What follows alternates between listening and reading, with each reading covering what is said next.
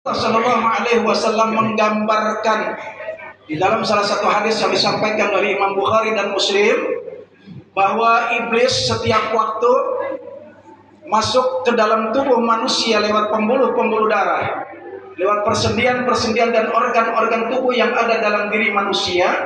Begitu nyaris tak terasa.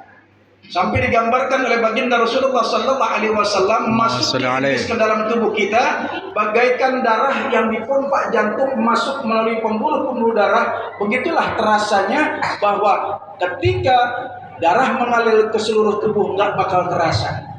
Kalau saja darah yang mengalir di tubuh kita terasa pada saat dipompa oleh jantung, di badan kita ngalir mungkin nggak ada benar duduknya begini-begini badan ini.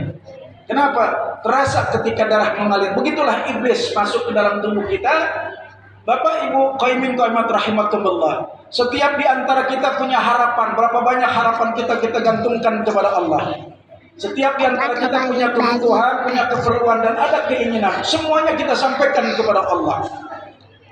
Nah, dari 4 kebutuhan kita tentang keduniaan ini, ada satu doa yang kita sampaikan kepada Allah setiap waktu, apalagi selesai ibadah kepada Allah. Rabbana atina fid dunya hasanah wa fil akhirati hasanah wa qina adzabannar. Ya Allah ya Rabb, kalau 4 hal ini aku bisa dapatkan di dunia ini, bukan kebahagiaan karena Allah enggak berikan paket kebahagiaan dalam kehidupan di dunia ini. Kenapa saya katakan kalau bapak sama ibu masih suka pakai truk sesudahnya ribut melulu, berarti gak bahagia rumah tangga kita.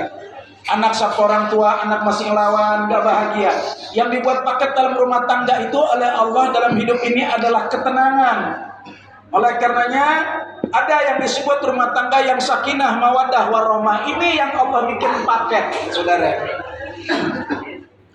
Nah, kalau kita punya harapan 4 tadi, ada doa yang kita sampaikan, doa sapu jagat, ya.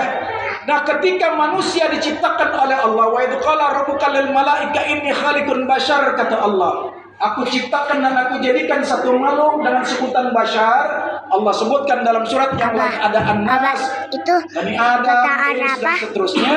Ini berulang disebutkan dalam Al-Quran. Namun di dalam surat ini Allah sebutkan dengan bashar, satu makhluk yang berkulitkan lembut, yang Allah jadikan dari lumpur tanah hitam, di mana di dalam diri manusia itu Allah titipkan 2 sifat yang berbeda, yaitu sifat nafsu dan sifat takwa.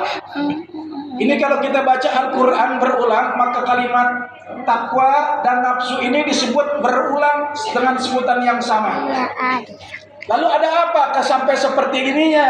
Kita punya keinginan yang 4 tadi, kemudian kita doa Rabbana atina fid dunya hasanah wa fil akhirati hasanah wa qina adzabannar.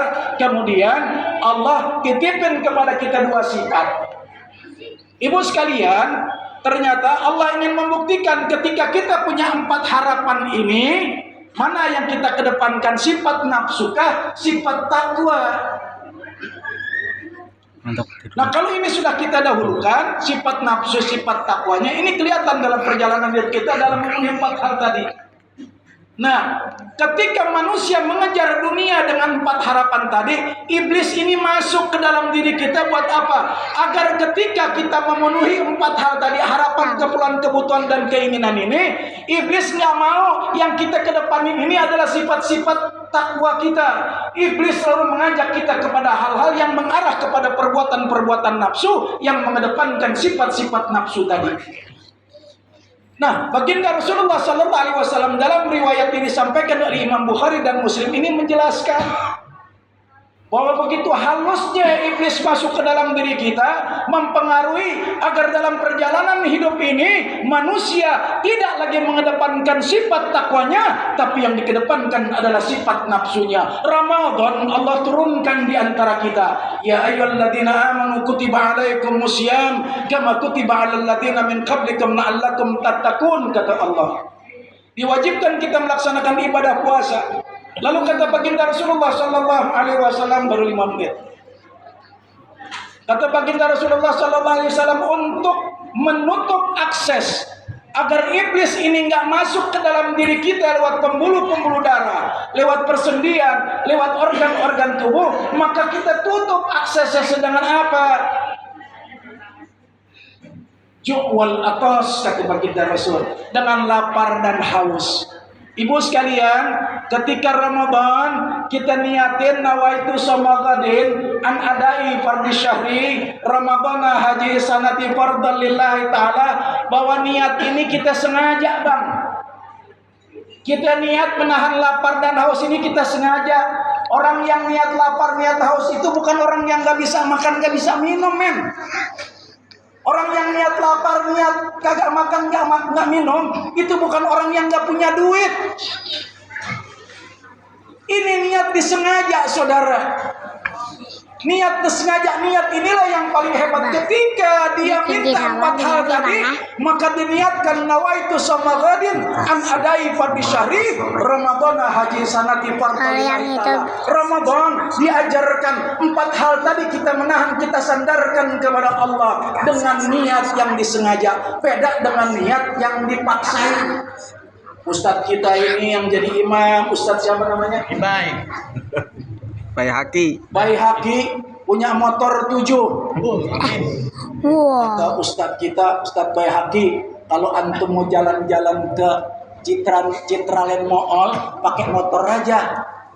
Disuruhnya jalan-jalan ke Citraland pakai motor. Dia jalan pakai motor, itu jalannya terpaksa. Tapi kata Ustadz Baihaqi, enggak, Anda mau jalan-jalan ke Citraland, mau jalan kaki biar sehat. Ini diniatin namanya. Puasa begitu, ketika kita tahan lapar, tahan haus, kita niatin, saudara. Ini niat yang mahal. Kita niatin apa yang dapat kita pelajarin dari perjalanan Ramadan. Yang pertama, kita lagi belajar jadi orang yang mengedepankan sifat sabar. Ini analogi Pak, perumpamaan Pak. Itu di depan saya ada aqua. Saya punya harapan tentang aqua. Aqua itu kan dunia. Saya punya keperluan, itu kan aqua keperluan dunia. Saya pengen aqua, itu kan kebutuhan dunia.